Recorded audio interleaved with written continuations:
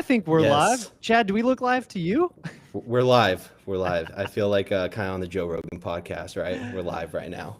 Oh man, I love it. Awesome. Well, let's see here. So I'm checking out the stream. I can see that we are now live. Whoa. Now I've got I've got double feedback going. We're learning how to live stream here as a team, everybody. We're just doing it live. So I'm joined today. I'm Ryan Robinson. I'm one of the co-founders here at RightBlogger. I'm joined today by my friend Chad McIntyre. He works in SaaS sales and he runs a blog called The Literary Compass. I'm going to let him chat here in a couple minutes about what he's doing and why he's doing it, but I want to just give you a quick idea of what we're doing here today, why we're talking live.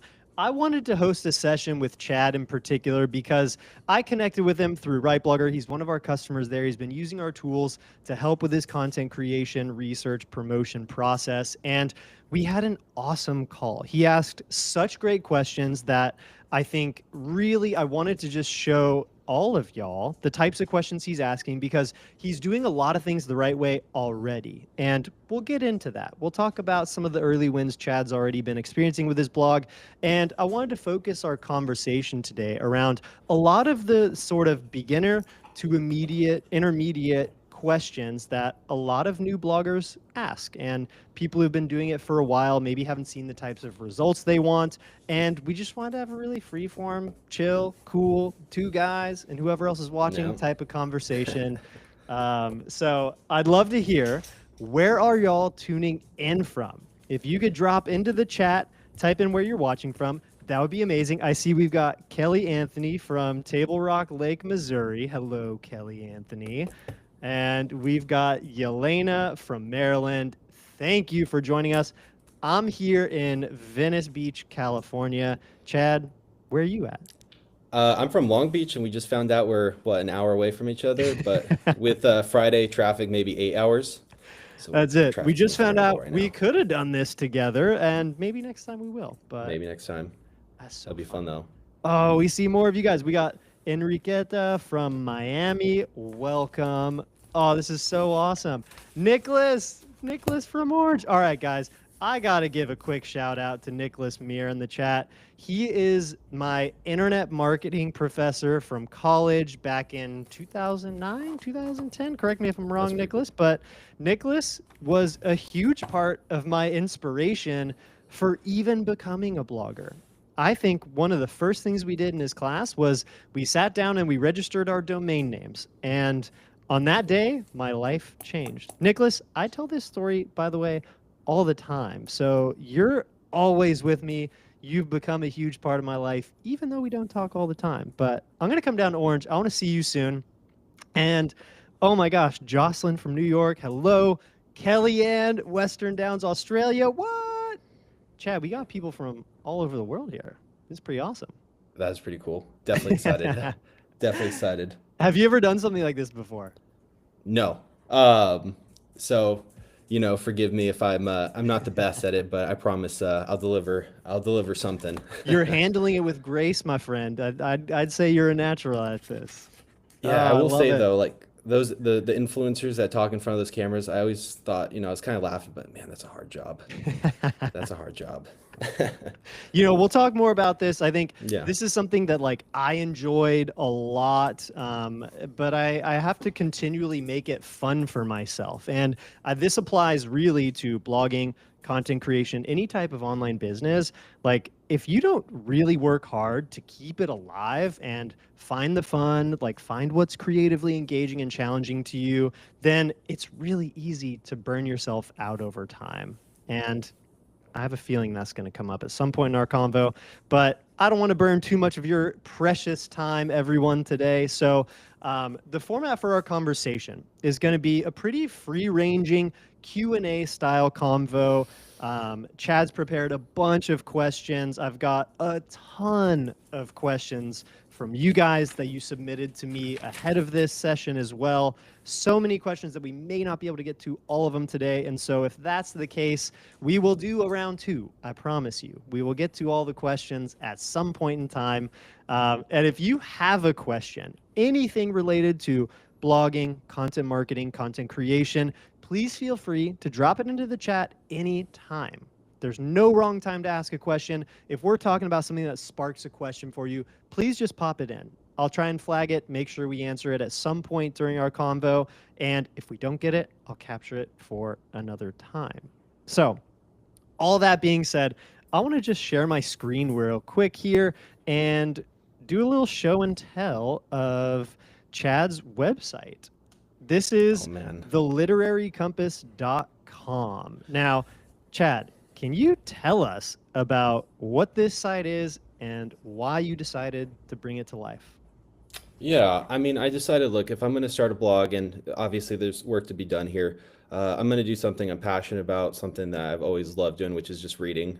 Writing, I'm not the best at, which we'll get into it, but I just absolutely love reading. I love going to bookstores, and I thought, well, if I'm going to dedicate something to this, put some time and money, effort, I might as well do it to a site that I just want to be a part of, that I can just say, hey, like, I love doing this. I don't, it's just not for money only. It's actually just a passion project. Yeah. So it's definitely exciting. I tried doing an AI feature before ChatGPT came out, which was, it would be in your kind of like header where you could put in like a book recommendation and it would shoot you the book, and then it would give like a link to Amazon. But ChatGPT kind of ruined that one for me. Well, we've got something that maybe we'll open the door to this one at some point in our combo today.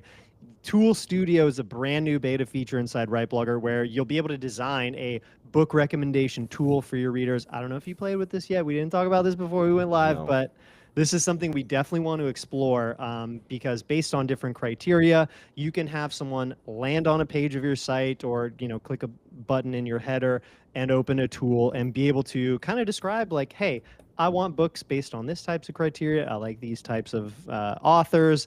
Give me some recommendations. And we're working on a way for you to be able to slide in your affiliate links to Amazon and other places in there too. So that'll be a fun one. Yeah, absolutely. No, that's awesome. When did you start this blog? Yeah, I started it about, I would say, a year or two ago, and honestly, I took a terrible approach to it.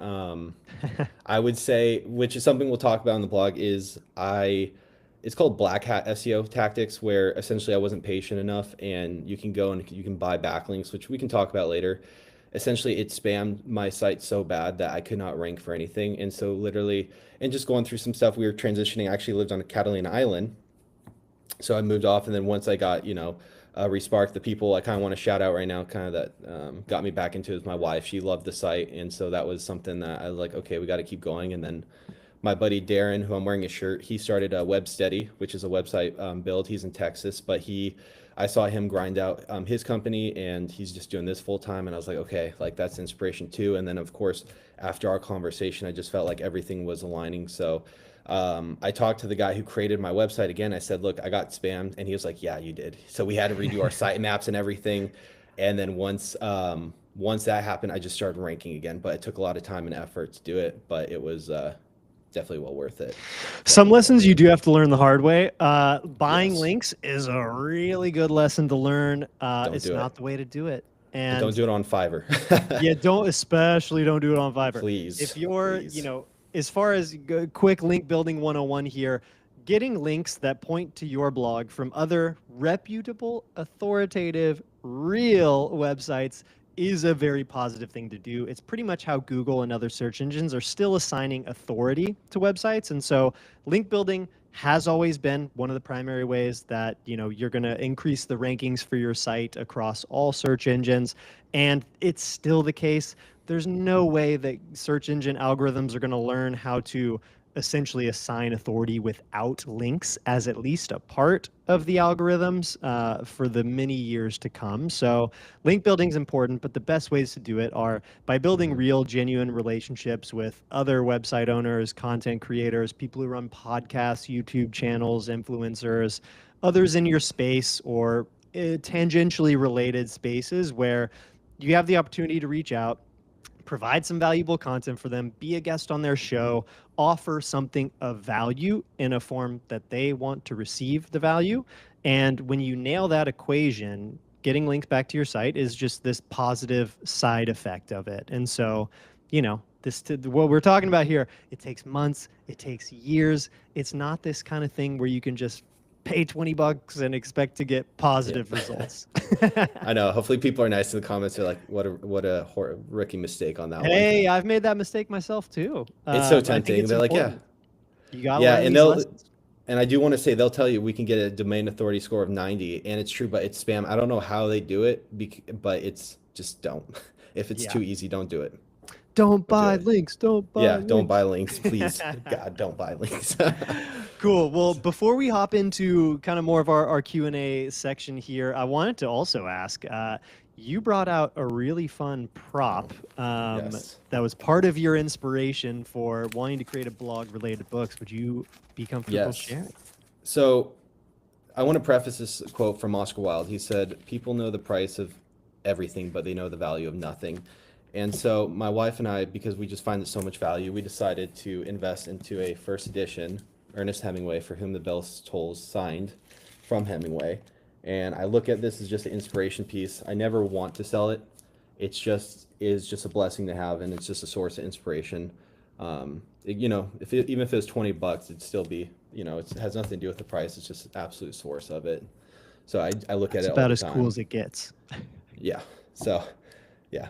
And hopefully this blog I can generate to buy more rare books. But for now, I'm buying paperbacks at Barnes and Noble.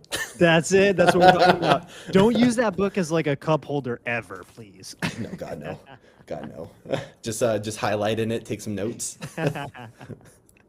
Awesome. Cool. Well, I would love to hop straight into the value portion here of our convo. So, Chad, I want you to Absolutely. kind of kick us off, guiding our conversation based on, you know, where you're at right now today. And I think if you want to preface that with maybe talking about some of, you know, before we went live, you were talking about some of the early wins you've already experienced. So if you're comfy sharing some of those early wins, maybe that'll also lead to some of your natural first questions. Yeah, so some early wins is once we got that site live again, and he cleared everything. Actually, this guy was really cool. He was from Fiverr, and he worked on it before, and he always did. And I'm in sales, and I respect the follow up. He did a great job, and so we did it again. Once he started cleaning that up, and I started actually creating a keyword structure and what I wanted to rank for, and started internal linking, then I just started seeing results pretty quickly. So right now I'm averaging like 1 or 2 keyword rankings a day, which is cool. I have one page one, which is a new Dan Brown book coming. So, you know, it's not a ton, but it's compounding, which I think is really important to know. I know, you know, you could compare it, of course, from Amazon, which has billions of links, or billions of keywords ranked for, but I'm just happy getting 1 or 2 a day because that's going to start adding up.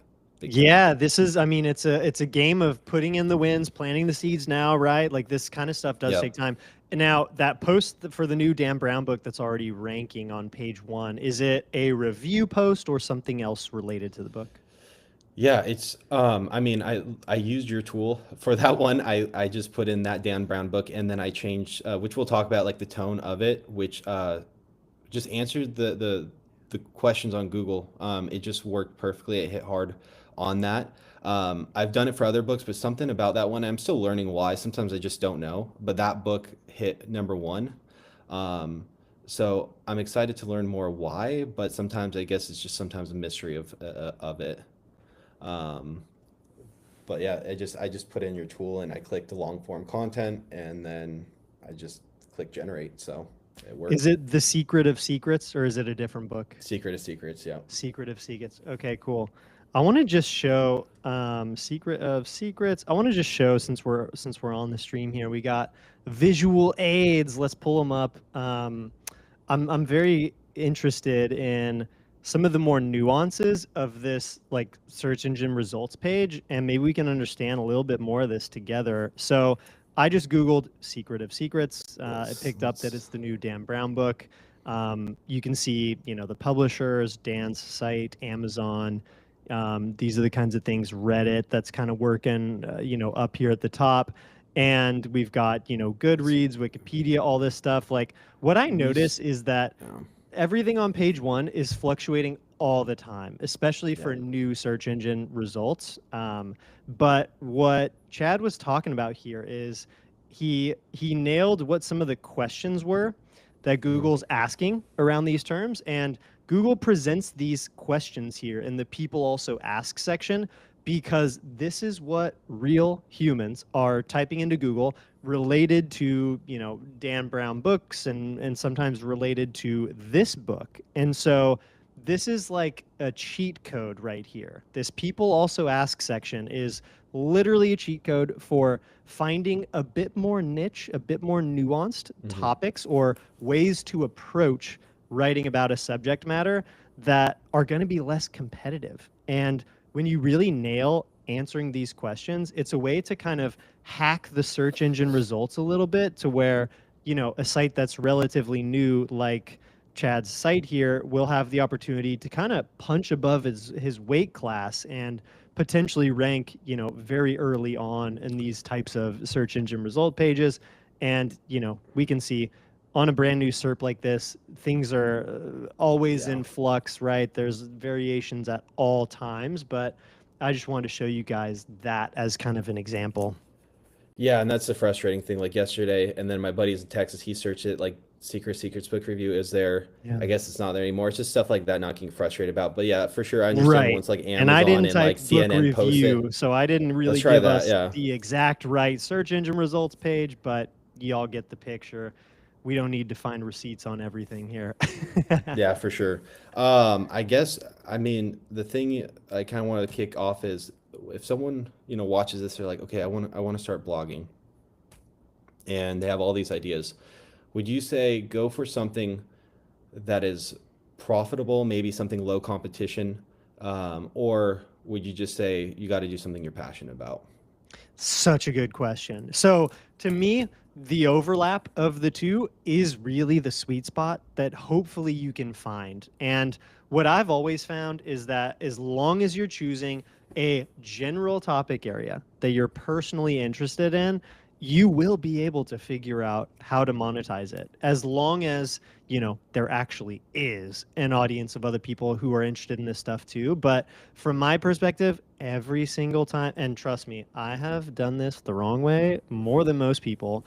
Every single time I've started a blog or a website or a business that's pursuing just a profitable potential, a way of making money, that is blown up in my face. Sometimes it takes days, sometimes it takes weeks, months, even years. You can kind of fake it, lie to yourself that you are interested in this topic area, or that, hey, if I just grind it out for a year, 2 years, then I'll make enough money not to worry about it. And all of these end up being kind of like mental jumping jacks. At least this is how I experience it. Because eventually, at some point in time, you can't lie to yourself anymore. And Yeah, if you totally burn out and you're like, oh my God, I'm writing about what? Like, this is the kind of topic that I need to turn on a video and talk about this. And that's something that really drags you down.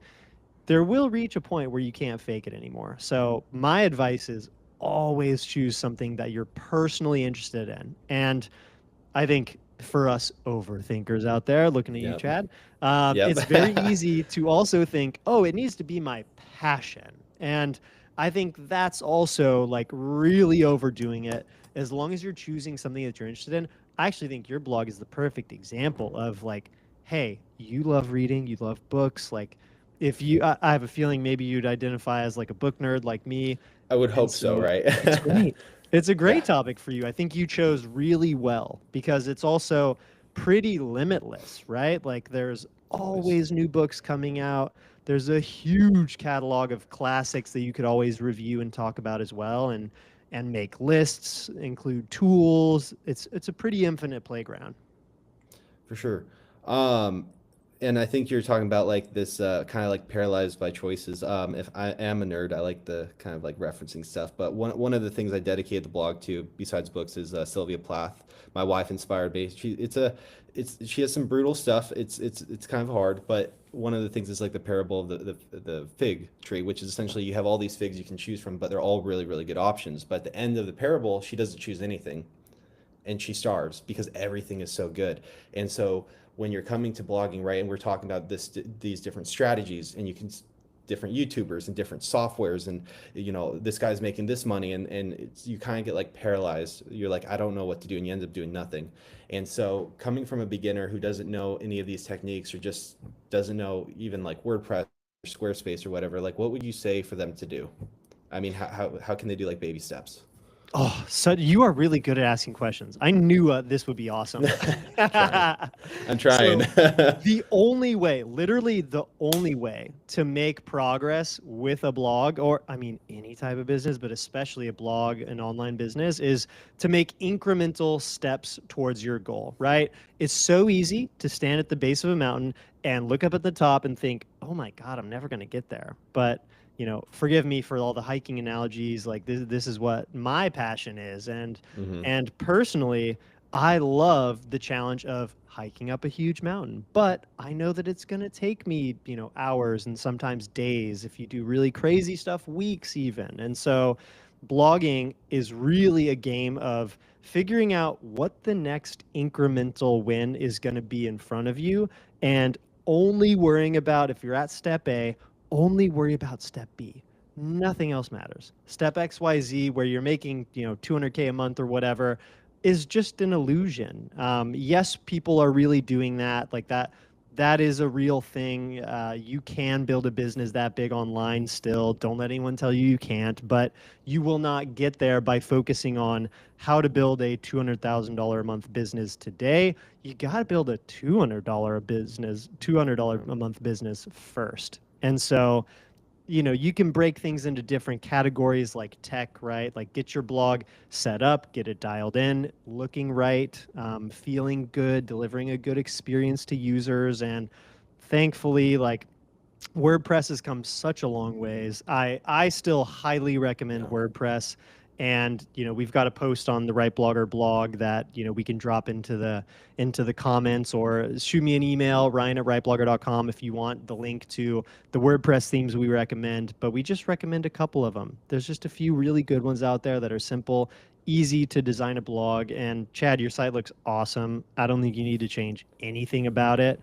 And then, beyond the tech piece, once you get your site looking, feeling ready for everyone, then it's really just about figuring out how you want to create content, which content mediums you want to create in. And I know you had some questions about this: writing versus video versus social media, Hmm. right?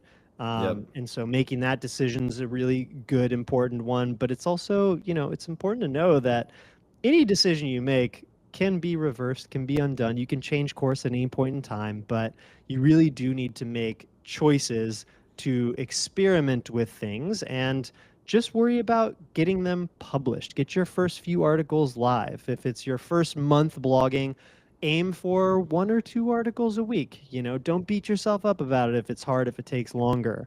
It's all good. You'll get better at it as you go. And same thing goes with video. If you can make some super simple selfie style videos and it doesn't Yes. feel too difficult, then give that a try too.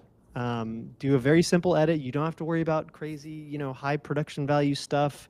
Just good value driven video will go a really long ways. And, you know, if you look at your own consumption patterns for content these days, if you're anything like me, you probably consume more video, listen to more podcasts than you do just reading alone. And so thinking about how you want to meet your audience in the ways that they want to be met is a really important piece here as you figure out your content mediums. And then as you're publishing, you just learn based on the feedback that comes your way, and what people are telling you, or the absence of what they're telling you speaks volumes too. No, absolutely. And obviously, we can talk so much about actually setting up the site. WordPress, there's so many different plugins you can do. Um, but kind of going away from that, more into the actual content itself. So once you have the WordPress, once you have your website, I think, how can we turn, and this is one of the things I need to learn to do, is every article I'm writing now, I'm so structured on everything, right? Making sure it ranks. And sometimes I lose the fun out of that. What would you say the percentage of you just need to write, just write, who cares if it's ranking for anything, versus, hey, you need to write to actually rank to, how would you say to diversify that kind of content? Well, from one perfectionist to another, you ask the right question, because I'm also someone who will super obsess over like the minute details of a post, and Hmm. I over time I've developed a really strong gut feel too for what I know is going to help a post rank. And so I'm coming from a slightly different place where I have like a very high degree of confidence in, oh, if I do the post this way, or if I, if I bang out an extra 1,000 words on this, adding in these sections here and there, I know I'm going to increase my chances of something ranking. So this one is a bit more of a like find the middle ground that works for you. I think a really helpful tool to use in this process is time limit yourself. Give Hmm. yourself just 2 hours or 3 hours, whatever it is that feels right to you. None of us have infinite time. You work a day job. This is a side project. Most people who are watching are in the same position. And so time is not our most abundant resource. I highly recommend figuring out how many hours a week you can allocate towards working on your site and chalk it up the numbers so that you are really like time boxing yourself. All right, if I got 10 hours, I want to get 2 or 3 pieces of content out of that a week.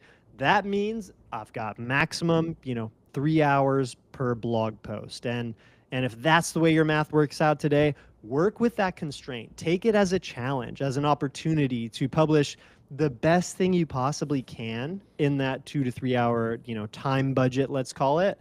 And then the beautiful thing about blogging is that you can always come back and update that post later. You can improve it at some point down the line. So I always recommend, and I try to practice this, I publish things before they feel ready. Because by the time it feels ready, you've probably obsessed over it too much. You've spent a little too much time on it, and you can always come back and update it later. Gotcha. The one of the things is definitely that change when I because I've had many domains. Like this is not my first rodeo. It used to be that you could do 1 or 2 articles a week and that'd be really good and have that consistency. But now we've seen you can do 1 to 2 articles every 30 minutes with AI. You can just pump it out and just upload it right to the up to your website. What's your thoughts on purely AI stuff and human content? I mean, I'm not gonna lie, a lot of those posts I have are sometimes just AI because I want to make sure that, hey, I'm answering the questions that people are asking about these books, right? If they're looking for specific questions, can I answer them accurately? And that's kind of like my value point. But at the same time, also that human element to it. For you personally and for anyone kind of starting out, do you think it should be a 50-50 split? Is that even kind of a answer you could even be given? Yeah, I mean, dude, I will be honest with you. It's a hard question to answer because for me personally, I really like to drive the direction that I take a piece of content. And that comes from talking about things that I have strong opinions on for the most part. And so to me, my Mhm. content creation process these days looks a little bit more like make a video first, capture, the essence of what my Okay. take is on something over a video, and then I'll use something like RightBlogger's video to blog tool to take that video and turn it into an SEO optimized first draft post in more like 30 minutes of time for me editing and whatnot, tuning it up, making it look, sound, feel like me. But if you're starting with a tool, an AI tool to help you with a first draft, I think that is a-okay. That's totally fine. But the real magic of content is that, and the entire reason why people will even want to go to your blog in the first place is to know what Chad has to say about this, to know what your take is, to understand why you're recommending this book or why you feel the way you do, what your key takeaways were based on reading it. And so, from my perspective, it's totally cool to use a first drafting tool like an AI article writer. We have a really good one inside RightBlogger. We've tuned up quite a lot. Mhm. But make sure you really like weave in your take, what the bullet like. There's an additional instructions field that is super valuable to place like just bullet points of like, here's the 5, biggest takeaways from this book or the 3 reasons why I like it the most. And then when you're in the outlining stage, the tool will generate an outline. You'll see where it weaves in, the things that you specifically said, hey, talk about this, do that. You can rearrange stuff. And that's kind of the like more art side of like working with AI because these tools are super powerful. But, you know, a world in which everything is fully AI generated isn't really like that's not kind of meeting the intent that most people have if they're searching for stuff where they specifically want a human's take on it. And, something like a book review, that you do want something personalized, most people. And so make sure you definitely spend time in the editing and in the creation stages, weaving in what some of your own takes are, and you'll be totally fine. Perfect.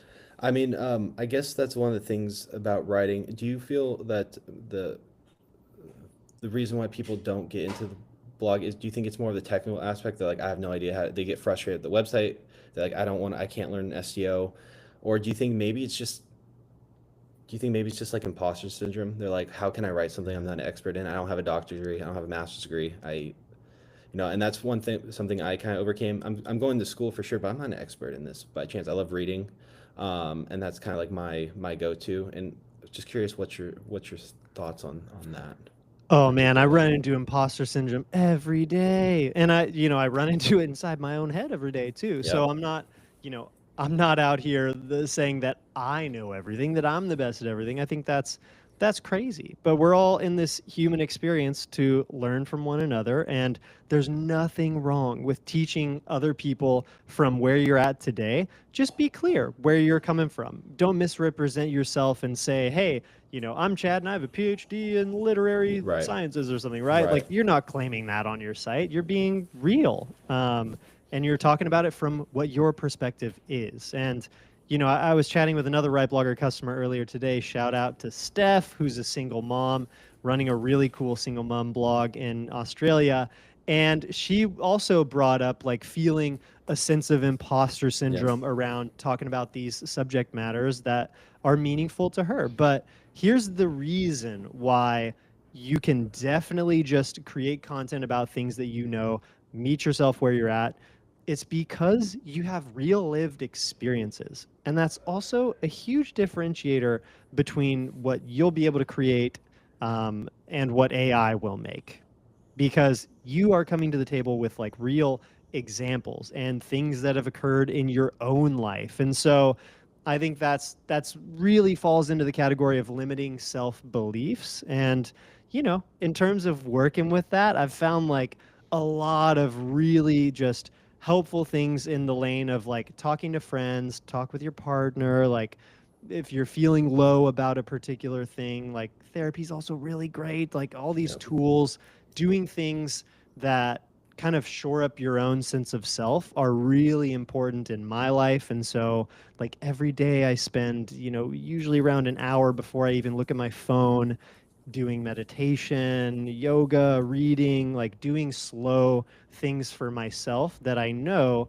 are treating me well. And obviously, everyone has different lives, different time constraints. So you find the things that work and the ways you can weave this stuff in your own life. But when you're treating yourself really well, you're going to continue building confidence in yourself and in who you are and what you're doing. And so when you really like fuel that positive cycle, you're going to experience a lot of benefits on like that self-belief side of things. But I can tell you from just talking with you a few times and seeing the way that you've approached already creating content representing yourself online, you're very good at this. And the approach you're taking is awesome. I really wouldn't change much. Like you're a very good example of starting your blogging career with a bang. And so I think you have everything you already need within to be able to do this super well.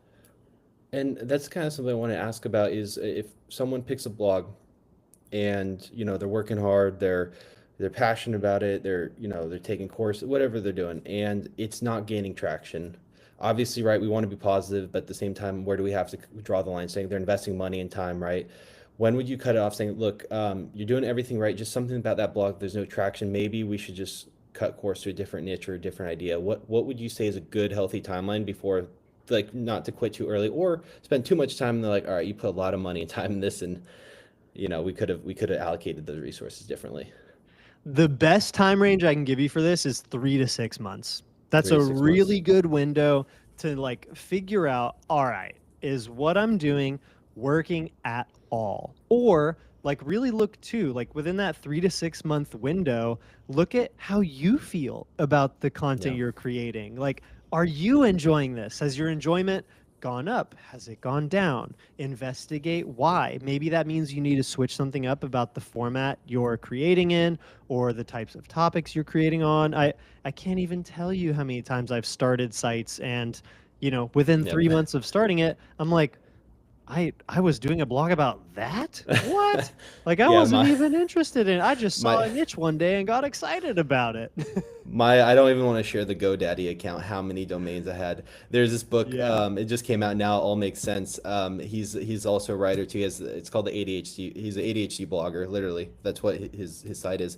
And he's like, I think I had like 300, 400 domains just starting websites. He has no idea how he just came about it. It's pretty funny, but I was like, yeah, that's true. That's me right there. You just try something and you're just like, I have no idea why I did that. And then I wanted to ask you though, particularly when you hit success, how many blogs did you do until something like clicked? And what was that niche? And why did you do that niche? My main blog, ryrob.com, is the one that's been most successful. And one of the reasons why is because I've consistently like blogged there for over 10 years now. Nicholas in the comments can attest. I think I registered it in 2009, 2010. And so the Oh site's wow. been up since, for almost 15 years now. But I've really been pretty consistent at it. I've had some blogs, like I had a blog or I do have a blog called hikewithryan.com. That one pretty quickly, within like a month or two, got up to, I don't know, a few thousand monthly readers. And then, as things happen, I got distracted. I moved on to the things, but that site still drives a few thousand monthly visitors and there's Amazon affiliate links. And so it drives some commissions and whatnot too. And I haven't really touched it in like 3 years. So it kind of runs the gamut. I think the real theme, though, of sites that have been most successful and get traction the quickest are the ones where I have really deep personal interest with them. Because with the hiking blog, I had this excuse to go on more hikes and to Yeah. take more photos, maybe take some videos while I'm out there, and then do trail reviews, put together, going to Yosemite National Park. Here's the ideal 3 day, trip plan, something like that. And so that's the kind of thing where when you really make sure that you're personally interested in the topics you're creating about, 3 to 6 months is no big deal. Like you just, if you enjoy doing it and it's a side thing, you set these right expectations that, hey, this probably won't make money for, at least 3 to 6 months, sometimes longer. That's a really good time horizon to look at. I'm seeing in the chat here, Carolyn asked a really good question. When will the Q&A portion start with the audience? Chad and I are going to chat for at least another 10 minutes or so just on questions he's got, and then we'll jump over to questions that y'all have as well. So please pop questions into the chat anytime you've got them. There's no wrong time to ask them. But yeah, Chad, did that answer your question? Was that helpful? No, it does for sure. I think also one of the questions is kind of monetization, right? Because at the end of the day, I think we all kind of want, or most people are doing it to make money. They want to maybe replace or have like a good side hustle. Would you say one of the things you shouldn't do is just start throwing in affiliate links, or should you wait a while till you start throwing in affiliate links? Or try to go after sponsors, maybe wait a couple months, have enough content, and then you can start slowly kind of integrating in. You nailed it. From my experience, I would pretty much always build up a solid foundation of content. We're not talking hundreds of articles here. We're talking like at least a dozen, maybe 2 dozen, something in the 20 to 30 pieces of content range published on your site. Then that's a really good time to start incorporating more monetization opportunities.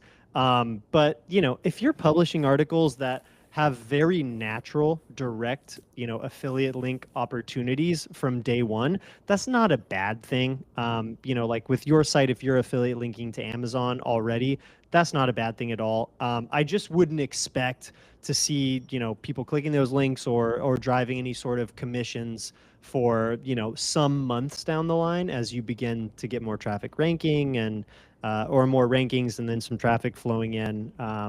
But yeah, I think that sponsorships, that's the kind of stuff that usually takes more on the magnitude of months to years for sponsors to begin reaching out to you. But, you know, talking about being proactive. If you've got a solid base of content, which I mean, your site looks ready to where you could start reaching out to maybe some micro publishers or something, and people who are, interested in promoting their books, even some smaller authors, and offer to review their book, charge some sort of nominal amount, not super crazy, thousands and thousands of dollars, but starting at price points that are approachable.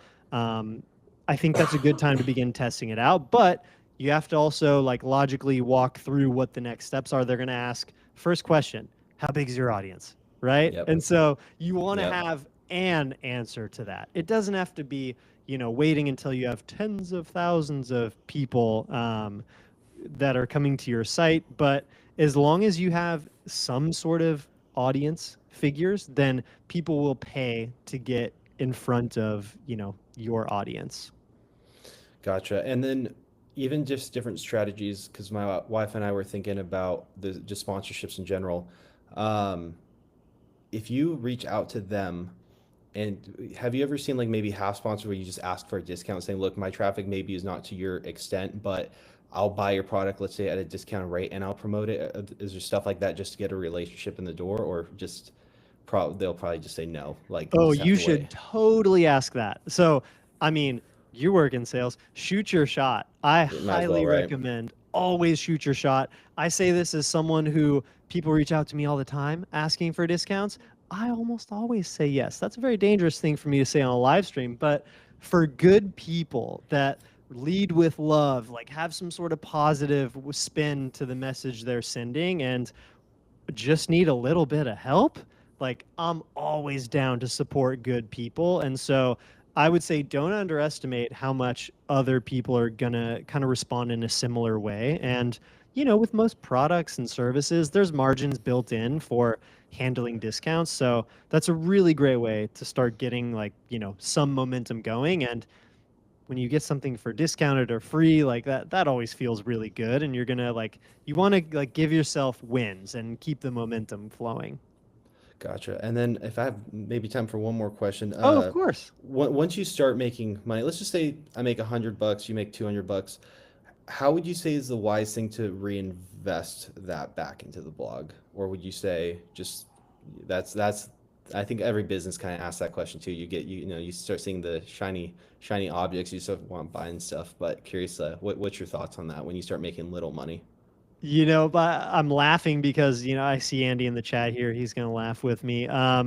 We experiment spending, budget that we have on a lot of different things all the time. And so I can say that, just immediately dumping money into Facebook ads or something like that is almost always going to be a waste of your money. Okay. Unless you do Facebook ads as a career and you absolutely know how to get an ROI for any campaign. If that's your thing, freaking go for it. Take out a loan and go for it if you're really, really, really good at it and super confident in yourself. But um, I would not recommend dumping money into experimental traffic driving opportunities that you don't yet have figured out, because often it's the case that you're hoping money will solve an education problem or an experience problem. And so by, spending money to acquire traffic, you're kind of skipping the hard work of figuring out which acquisition channels are going to work really well for you. So I'd say invest something else. Like Andy said in the chat, a good microphone if you do YouTube. That's great advice. That is a great investment because it's something that supports your content creation efforts. And so if you're investing in things that can, level up your set design, if you eventually get to the point where you do, video-based book reviews, which might not be a bad idea, by the Yeah, way. I know. I need um, to. I know. having having I a have the second conscious. camera, so that you've got, your smartphone on one angle and then another camera at this angle, and then just a decent microphone that's, 50 $100 or something, goes a really long ways in making the quality of your videos look and sound that much better. And when you're creating content like this, it's a thing where people are evaluating the quality of it a bit, but as long as you're delivering real value to people, the quality doesn't matter as much, as long as you meet kind of a certain threshold. But I'd say most of our like reinvestment tends to go into things that can help us level up our content creation, or Gotcha. hiring people to help like scale up the amount of content we're able to create. Hiring video editors is a good one. And then, like to give us a shout out, a plug here, using tools that'll help you speed things up, make yourself more productive, take things off your plate, like idea generators, make a list of the next 10 videos that I should make. And then these are the kinds of things that, can help, but figure out like really what you enjoy doing most and what else can be outsourced around that, so that you can spend more time like probably on the creative end would be my guess as to where you'd like to spend more time. Just working for a digital agency. A lot of companies I mean, I remember one guy called in for inbound, and he wanted to spend 80,000 a month in Google Ads. He had no website. He just was that rich, Oh my that he was willing to gosh. dish out, and we said no because we couldn't Yeah. get the return. I mean, it was tempting, right? We would take, I think it was like a 10% or something like that, but we would say no.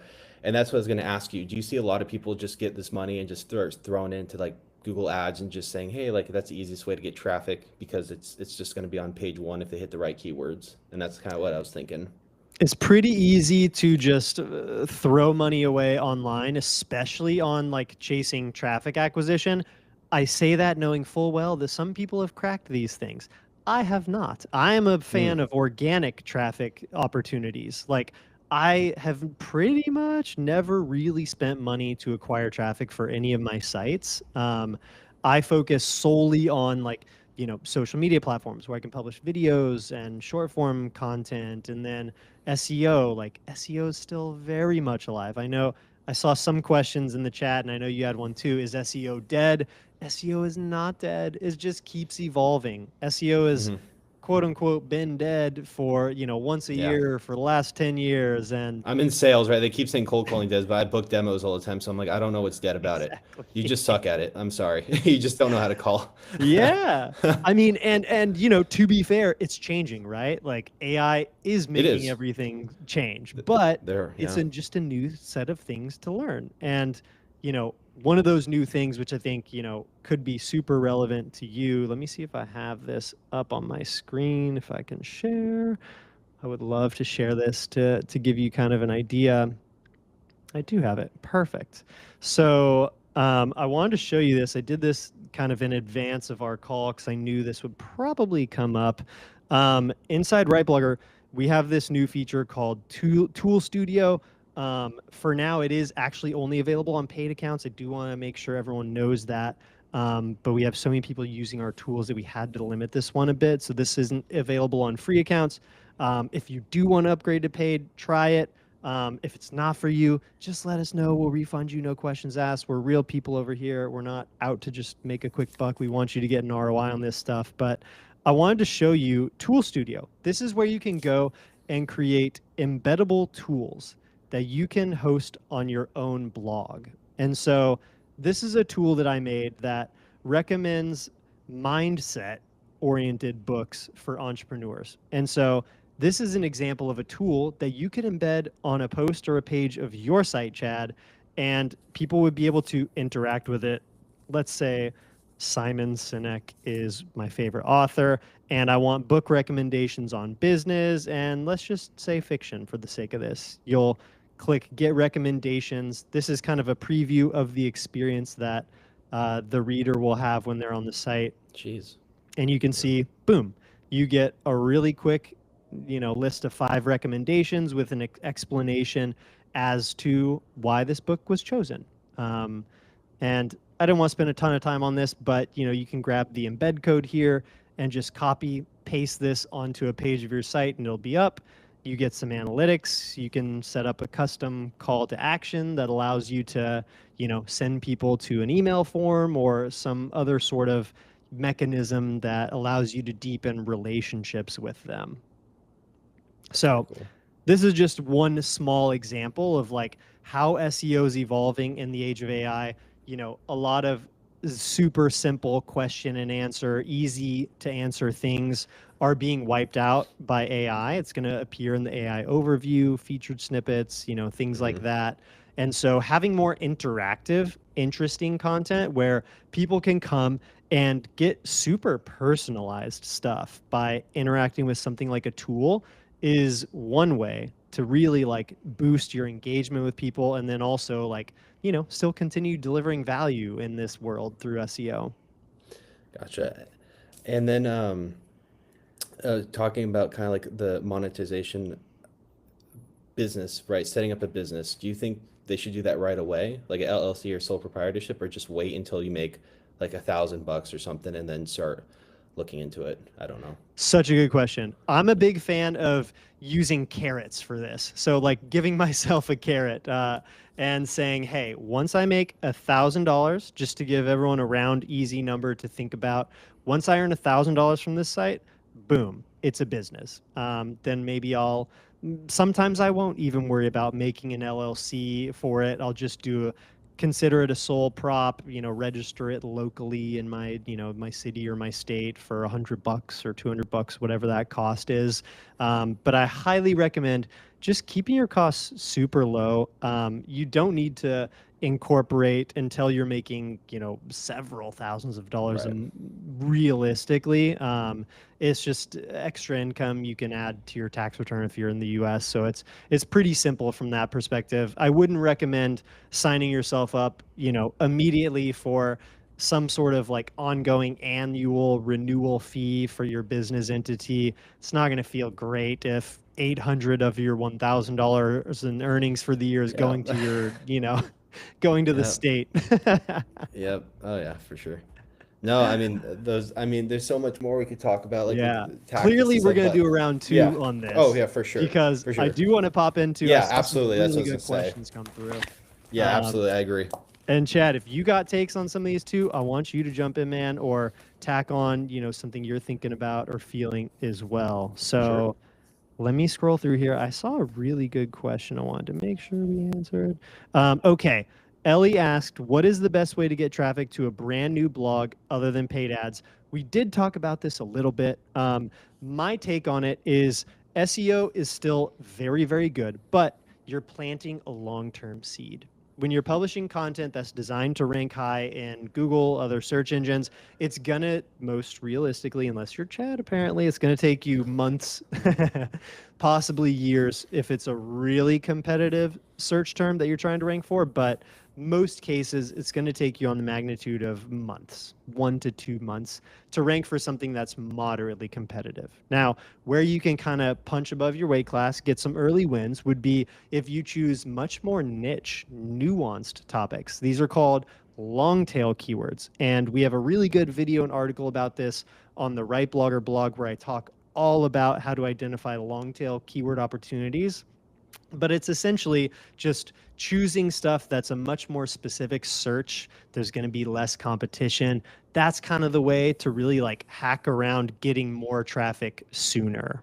Um, and then, the other answer to this question, other ways to get traffic to a new site, I would really focus on thinking about where your audience spends their time online. So, other than Mhm. Google, think about which social channels they're really active on, and find the social channels where there's an overlap of where your audience is spending time and where you could enjoy spending time, or ideally where you already spend some time, because you'll understand how the platform works, you'll know what's good, and choose a format, whether it's, images, text, or video. Choose the format of a creator you admire, someone who's already creating content in a similar style to you.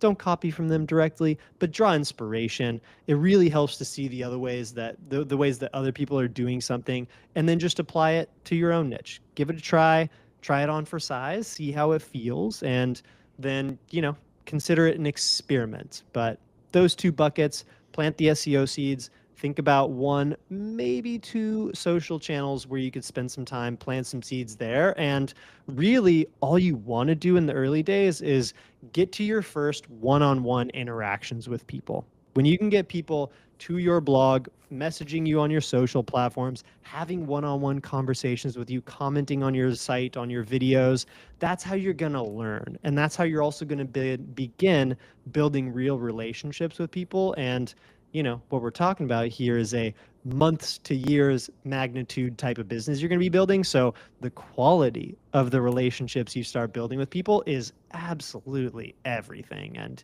you can't shortcut it. Right. Absolutely. Chad, where do you think people are like, where are book nerds online? Man, Barnes and Noble's taken Amazon now. Amazon has a really good book review blog, Kirkus reviews. So there's some heavy competition for sure. But going around keywords, yeah, like for example, I don't know, I'll just say the Sylvia Plath, right? It's a very high competitive keyword. I will not rank for that. But if you do the long tail keywords and have a page for it, and then I can start internal linking, and then eventually but it's gonna take. I mean, your DA score has to be so high, and it's just gonna take years to do that. So to just say I want to rank for that keyword is just you're setting yourself up for failure, What in my I would opinion. do if I were you is like I would build out a full keyword cluster, and there's a tool Yep. you can use in RightBlogger for that, just around Sylvia Plath, and see Yep. like what are all of the different questions people are asking, potential angles you could take to it. Because I mean, you could have there could be a really expansive cluster of things that you could Yep. write about her. Like people are probably curious, what are her favorite books? Like what are her Yep. inspiring figures? There's probably There's some long like tail keywords longer tail on stuff that. there. Yeah, so what I do is you do that, and then you could also throw that into ChatGPT and say, make me Excel sheet, like make an Excel friendly file, and then give me like a content schedule, and then tell me which articles to internal link to, and then you just do that, and then you could just write it all in a day, and then you could just schedule them out, and then you just could do that if you wanted to, if you were You short on nailed it. time. Yeah. I love that. That's really good. Okay. Yelena asked a good question here. There's a quick one. Is a donate button welcomed on the blog or Mm. not? And, Andy here in the chat, I would love that Andy, one. Andy's done really, really well at having he uses this platform called Buy Me a Coffee, and it's basically donate to the creator, the blogger, and that works really, really well for him because he has many sites now that he provides a lot of free value to people. And I don't know if Andy, if you want to jump in the chat and tell people how much you earn roughly a month, feel free. If not, that's all good. But I see that people donate to him probably every month for one of his various different projects, and I think it's a really genuine, authentic way to monetize a site, without being, you know, crazy about doing super wild monetization tactics. So if you want to, especially as you're starting, just throw up a donate button. That's a really great way to do it. Buy Me a Coffee has a digital shop, messaging options, memberships. Yeah, check that out. Consider it, especially if you want like if you want to go the route of something like a Patreon or having memberships where people just pay you a flat monthly fee for extra content that you create. That's a really great way to think about it. Yeah. That's actually a good point. I never actually thought about that. Andy says around 20 a month, which is a lot. I think that's a lot too that he makes from that Buy Me a Coffee. Okay. Let's check out a couple other good questions. We had a couple of questions around driving traffic to a website. We've sort of covered that. We'll probably flag that as a topic to do a specific deep dive around. Yeah. So if you're not yet subscribed to the RightBlogger YouTube channel, please do subscribe. You'll get a heads up when we do our next live stream. Jocelyn asks, is it possible to have a successful blog without using social media? Now, No, that that's was a fun actually one of the question. questions I actually had too, because I'm not good in social. Oh, I love that. Thank you for So asking that, because that's, yeah. So I'm biased on this one too because I don't really engage in much social media myself.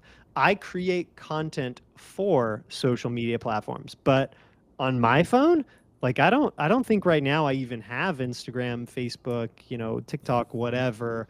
I'm not a consumer of social media, but I'm a creator for it. So I wanted to offer that up first as something that you could consider. Would it feel comfortable being able to create content for maybe one or two social media channels and perhaps, have some sort of AI tools that help you with managing comment replies or, interacting with people there, or maybe you set aside, 10 minutes a day on your calendar to check in, answer comments, interact with people on those channels. I think, you don't want to fake your presence there. It's nice to show up and really do actually interact with people. I make sure that I do that daily, but as far as I'm concerned, I'm not really a social media user. So I know there's a wide range of, what that really means to people. So I wanted to offer that up. My gut level answer to the question, can you make it as a blogger without being on social media? I kind of don't think so. I'm hesitant to speak harsh truths here, but I think for the most part, you have to play the games in the ways that people are already playing them. And you could do, call it old school blogging, right? Where you're just publishing content on the internet. But if you're not doing things that'll help people discover it in the ways that they're already looking for and spending their time online, coming back to playing the games that, the world runs by now, you really have to be present where people are spending their time online.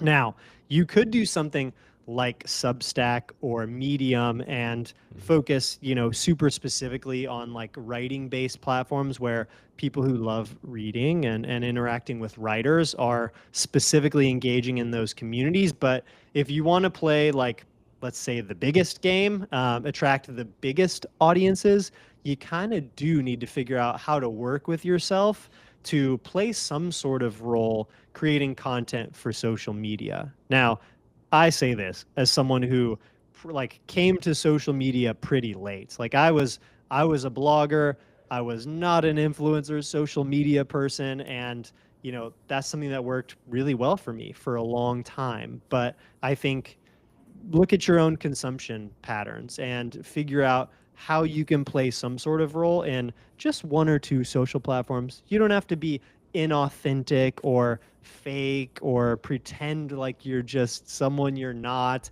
Be real. It's going to be refreshing as hell to people that come across your content and really vibe with you. Chad, what do you think? So you Yeah. don't want to do social media. Is that I fair? did, yeah, my social media account's pretty bad, but I'm getting help from it. Just like I'm using ChatGPT, I'm using a lot of things for like ideas, but it's difficult. I will start getting in front of like the phone and doing that, but that's definitely like a weak point for sure. I know some people are really good at it, and I'm like, you know what? I now understand how hard it is.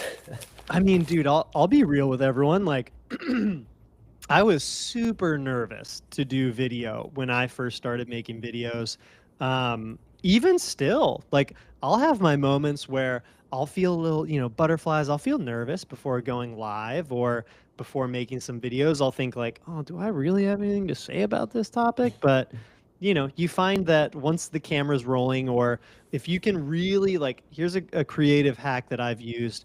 Andy and I, my co-founder Andy here, RightBlogger, we hop on calls together and make videos together because it's more fun for both of us to not just be in a room alone trying to do videos. And so you can probably find ways to really like work with yourself and get creative, have fun with it. Like I think not taking it so seriously is a really like helpful piece of advice that I wish someone had told me much earlier on, because that would have helped me with just getting out of my own way. And, you know, it's not a chore anymore for me to make videos for my social media accounts because I can just be silly. I realized at some point, like, oh, I can be goofy. I can be, my weird self. And it's going to connect with some people. It's not going to connect with others. And that's kind Just of like how life anything. is anyway. Yeah, might as well have fun with it. So it's probably my guess. Maybe this is the case for you, Chad. Like if there's some limiting self beliefs there, that like inner critic voice that's really loud, tough on yourself. My advice is really like just choose one topic to create a video about. Social media content these days is pretty synonymous with video content, and so Right. if you're not at least, taking some steps towards figuring out what video could be within your niche, then you're just leaving a lot of value on the table. I'm not going to say it's impossible to grow a blog, an audience, a business without video, because some people are doing it. But I think it's much easier if you want to really set yourself up for success to figure out how you can authentically play in those arenas and have some fun doing it. Because if you're having fun, like people are Right. gonna watch it and be like, "Oh, hell yeah, I vibe with this." Yeah. I could imagine watching influencers just scripted, like monotone. You're like, all right, that's I definitely don't want to buy that product. Yeah, seriously. Like when you're not having fun doing Yeah. whatever it is you're doing, this is life level stuff now. We've zoomed all the way out. People recognize it, and you don't want to be trying to fake that online. So just be your silly self and have fun with it. Like the only person who really is going to criticize your content is probably yourself. Yep. Yep. That's a I good love question. that. Okay, let me check out the chat real quick to see if we've got any other really good questions that might have slipped through here. Okay, Andy, thank you for dropping some really helpful links into the chat. If y'all wanted to find the WordPress themes we recommend, Andy linked that. We have the guide on long tail keywords in there as well. Okay. Oh my gosh. All right, here we go. Okay, question about blogging related to a SaaS product. I'm worried about the product market shifting, all eggs in one basket, being too niche, etc. Um, yeah, this is a super interesting one. So, from my perspective, I wouldn't really worry too much about that because content is something that doesn't necessarily take you a super long time to just make more of. So, if your market shifts or your product pivots at some point in time, we've done this with RightBlogger. Our product's changed a good amount since we first launched it. It doesn't look the same. And as we've grown, we've produced different types of content and we've approached content. We've thought about it differently too. These live streams, they're pretty new, but we Hmm. have fun doing it. And it gives us the opportunity to talk with cool people, to interact with others. And so I think as long as you're paying attention to what's going on in your space and just being real about how you're showing up creating content, then you can't really go wrong necessarily. We got one more quick question I wanted to answer in the chat here. Can you explain pillar post content? Kelly Oh asked yeah. this. So pillar content. This is kind of like something to think about as like a, you know, I consider them to be amongst the most important resources on my site. And another synonym for this could be like thinking of it as a bit of a directory page or post. And basically, pillar content goes super in depth on whichever topic you're explaining, teaching, or entertaining about. And you're going to go into all the nuances in pillar content. It's going to be basically an ultimate guide. So this is typically some of your lengthiest content. And from a directory perspective, it'll serve as a great place to link out to tons of other content on your site, internal links, linking around to, explaining a bit, want to learn more about this, click here to read my guide on fill in the blank. And so pillar content does really well from an SEO perspective historically. I still see a lot of my pillar posts doing super well in Google search results for blogging related terms. That's my niche. But yeah, I think pillar content still has its place. I would consider folding in a video. Like if you make an ultimate guide to fill in the blank, like consider making a video that also goes along with it. That way, you're giving your audience more opportunities for how they can consume and interact with your content. They've got a video to watch in addition to maybe reading the guide. Good question. Chad, how you doing on time? Can you hang out for another like Yeah. 10? Yeah. I got all the time. Nice. Okay. Absolutely. I'm remembering now. I had some more questions. This is so great. Um, I had a bunch of questions that people emailed me that I'd love to get to here as well. Um, Mizell asks, I'm building a web app and would like to Mm. incorporate a blog section in it. Do you think that's a good idea? And will it slow down the app performance? This is a pretty quick one.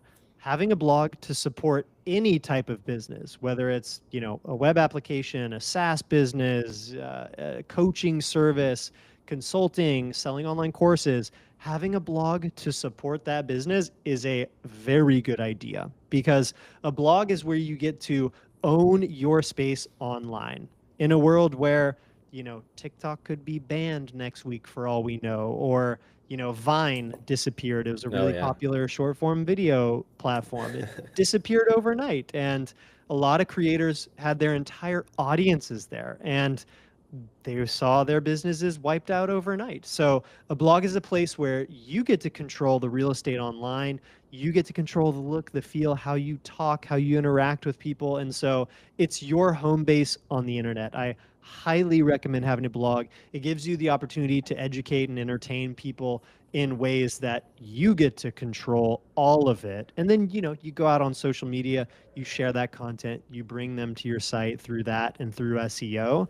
And that also fuels your business. It can help generate leads for you and whatnot. So I highly recommend doing that, Mizell. If you wanted to, make sure, like, run your blog on WordPress, like get a good hosting provider. That's going to be a pretty lean way to do a blog. The WordPress themes we recommended here that are linked in the comments are very lean, performance focused themes as well. So my recommendation is, don't just install tons and tons of plugins that like slow your site down without adding value to it. Be pretty careful about what you add to your site and keep it performance optimized. It's not going to slow your site down. Chad, what kind of plugins are you running these days? Yeah, the good ones. No, I'm just kidding. Rank Math is for sure. I'm still learning all the plugins, but Rank Math is the one I use for sure. It just helps me with the permalink and the title, the meta description, just seeing the score. I know it's not perfect, and it's weird though too, because sometimes I've had a score that's like 50 or 60 out of 100 rank, and I've had a post that's like 80 or 90 out of 100. I think it's just kind of a guideline. I'm not trying to take it too too seriously, but it is nice to have some general outline to see if it can pick up what I'm writing about. Yeah, I'm with you. We humans, we love feedback. We love being graded. We love being scored. It helps to have that kind of like visual feedback of like just making sure you're on the right track. And I've found both Rank Math and Yoast SEO to be Yep. really good free SEO plugins that you can install in WordPress, and treat all of these tools, RightBlogger included, as imperfect but directionally useful. They're going to give you good insights. They're going to make sure you're on the right path. And then, as you said, some of those posts that score 50 to 60 are starting to rank faster than ones that are scoring 80 to 90. And I found the same to be true throughout, my entire career blogging as well, is that, don't treat these scores as holy grails. Optimizing it up to Yep. 100% A plus whatever doesn't really matter. You can sometimes overdo it and hurt yourself in that way too. So just making sure that you get to a green score or something like that is a really good barometer on those tools. Gotcha. Gotcha. Yeah. Cool. I had another question I wanted to ask here. Eric asks, I'm a realtor. How do I know if a blog can be an effective way to attract clients interested in buying or selling homes in my local geographic real estate market? And why a blog versus social media? This is a super interesting one. I'll just be very honest. I'm not an expert in this niche. And so I'm kind of hesitant to give super specific niche advice. I think a blog in this type of niche is way more about like showcasing your personality, creating opportunities to be who you are and really resonate Hmm. with people. And then, there's the whole education piece. So if you can get super specific around educating your audience about local real estate market things they should know when they're looking to buy a home, or they're trying to educate themselves around what the home buying process looks like, what the best neighborhoods are for, fill in the blank, for restaurants, for schools, etc. People care about different things. And so my hunch is that you could probably just have some conversations with real estate clients of yours, maybe look back through questions that people have asked you, and then answer those real questions that come from the mouths of real humans in content on your blog. And then definitely use social media to promote your content, but make your blog the home base where everything lives first, and then you can go out and share it otherwise too. Okay, I've got two more questions. I want to power around through this, and then we can sign off for today and consider this chapter one. Steph asks, which social media channels should I focus on these days?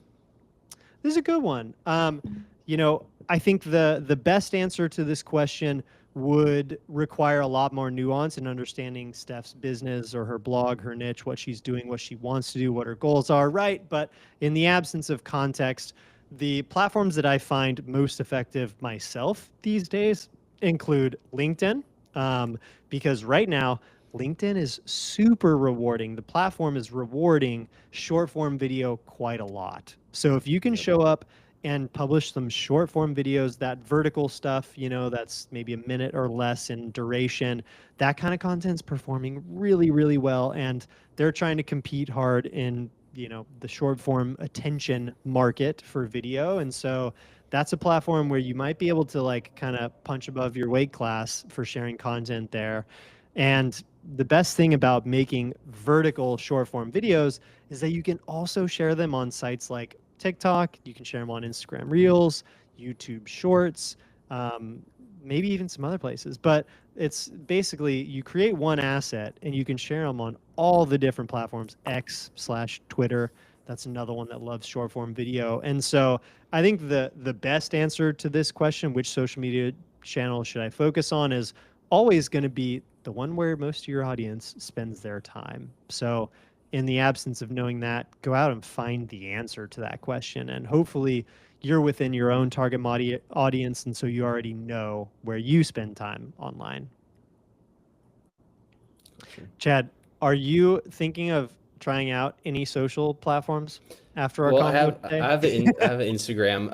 I mean, I love LinkedIn for what I do. LinkedIn's great for the sales world, right? It's the best tool I've ever, I think the most important tool we have out there in a lot of ways, but not for yeah. You were saying like the picking the right channel. I don't think it would really make sense for my blog to do. I just think like Instagram, and I don't even know if is TikTok banned or no, or No, is it? TikTok's all good. I Wait, when think did that? I don't think it's going to be Wait, banned what? now, but I don't Is it? know. Kind of curious, but if it's not, then I would just definitely jump back on TikTok because I've seen actually cool book blog. Oh my gosh, yeah. Oh, I don't know where I've been. I guess it's back on at the App Store. So actually, I've no, actually after this conversation, jumping back to TikTok. I've seen some people do really cool stuff. There's an account I follow on Instagram called Book Gains, and like they just do pretty simple like highlighting, favorite passages from books or whatever, and they have carousels of takeaways, from their favorite Yep. authors, things like that. Like I could see you doing some really I'm cool stuff yeah, there. I'm downloading TikTok to do that. Yeah. That's I it. honestly thought it was still banned. I took it off my phone because I thought it was gonna get banned, but I guess it's back up again. So all right, fair Yeah, enough. and Andy mentioned the chat. TikTok has a really big book community. It's called Book Talk. I would highly recommend checking that out, seeing how you can kind of play in that arena and, like make something that feels good to you. Don't Yeah. just follow the format of what other creators are doing, but I bet we could probably strategize even on like how to come up with something fun. Yeah, I have to have it fun. If it's not, I'll burn out too quickly. Yeah. It's just my personality type. I hear So that. good Okay. I question. want to answer one more question for Ellie here. Ellie asks, I'd like to know more about ranking in AI overviews. I thought it was just the top 3 to 5-ish search results, but some results are Hmm. definitely further down the page sometimes. Yeah, that's a good observation, Ellie. So I've noticed that too. I think from my perspective, if you're doing the right things to rank your content high in organic Google search results, that's about the best you can do to prepare yourself for being chosen as one of the reference materials in the AI overviews. So do everything, SEO, on page SEO best practices. And I have a post on my blog that walks through step by step how to do on page SEO for your content. That's going to guide you in the right direction. If you're just optimizing your content for both search engines and humans alike, delivering great experiences to the real people who get there, and then ticking those SEO fundamental boxes, you're going to be moving in the right direction. And then it's just a numbers game of publishing lots of content as frequently as you can without kind of burning yourself out, and make sure you have fun with it along the way. That's the kind of thing that is really going to help you get more momentum. Is just find your groove, experiment, try different formats, nail those SEO best practices, and then, eventually you'll see if you start making some of those AI overviews. Oh my gosh, we've got Awesome. a couple more questions. Chad, feel free, if you got to run, No, man, I'm good. you hop in and No, this tell is me. exciting. The AI overview one I actually just wrote down the notepad. I didn't even think about that until now. Oh, that's awesome. Okay, cool. Yeah, All right. yeah. So I got a question here from from Nicholas, my internet marketing professor. Where would you try to sell some of your domains you realize you never will do I'm anything trying. with? I I'm love that. trying. That's so good. That's probably a question that's relatable to a lot of us. I'm looking at myself in the mirror I would here. be so rich if I could hit big on that. Andy popped in the chat. He had some good recs. GoDaddy is a good place to do it. They have a pretty decent auctions market. I've bought some domains on there myself, so GoDaddy's an okay place. Empire Flippers is Yep. another website that, like, there's usually more bites on stuff that has a business tied to the domain, but I've seen some pretty good domains for sale on Empire Flippers. And then acquire, was it acquire.co? What is it? Acquire. I'm not sure. Maybe it's Empire Flippers is acquire.com. cool. I think it's acquire.com. Let's see about this. Yeah, acquire.com. That's another like marketplace. It's a little bit heavier on like selling software businesses, but I've seen some cool domains pop up there.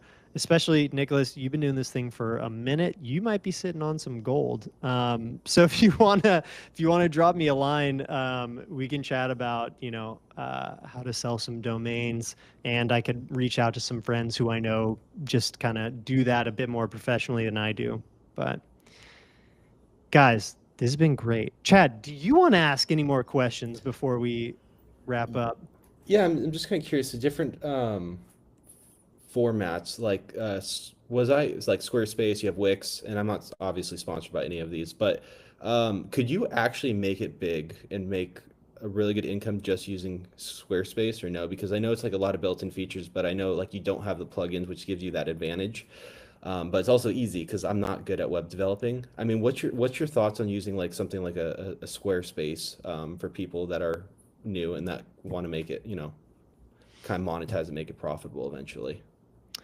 I think for a blog-based business, like a content-driven business, like you want to eventually make money from content, WordPress really is the best place to do Yeah. that still.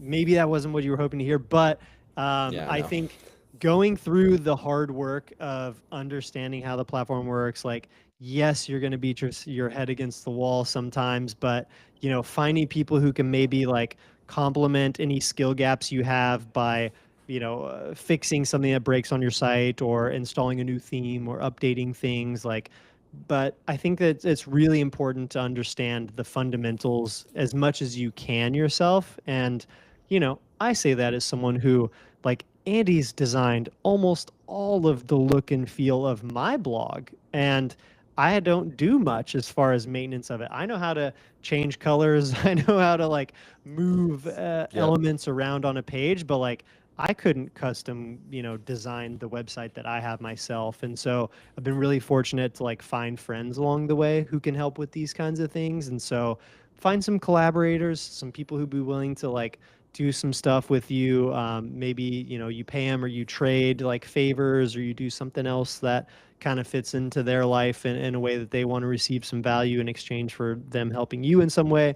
Get creative about it. I think if your business is something that content just supports it, but you've got maybe a physical business, or you're doing coaching or consulting, or something where content is just lead generation for your greater business, then you can definitely get away with like a Squarespace, a Wix, a more simple site. But WordPress honestly just has Yeah. so much good like SEO foundational stuff built into it, and through the free plugin ecosystem, like there's just so much good stuff that it's really the place where everything's still happening for like content focused businesses.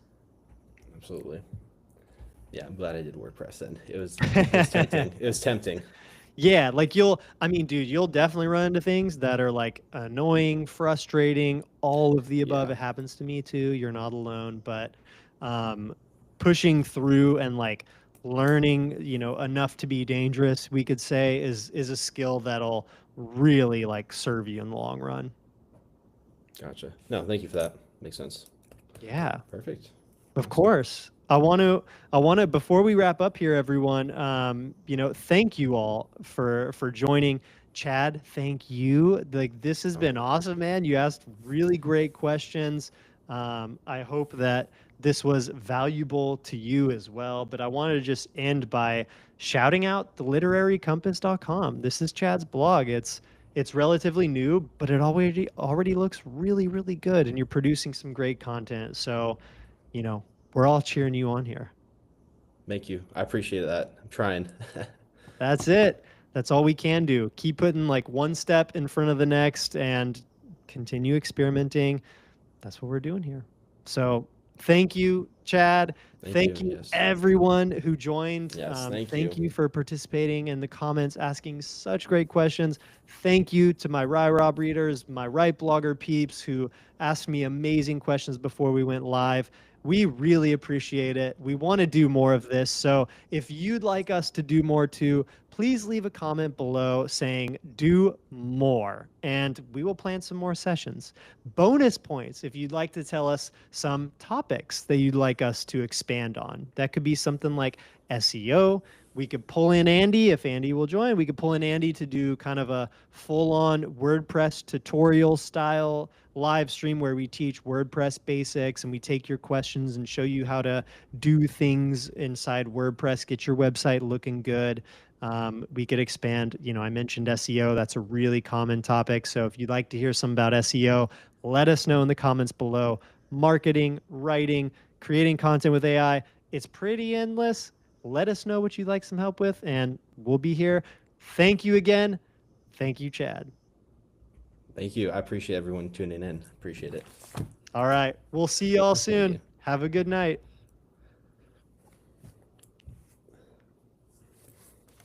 All right. I Whew. believe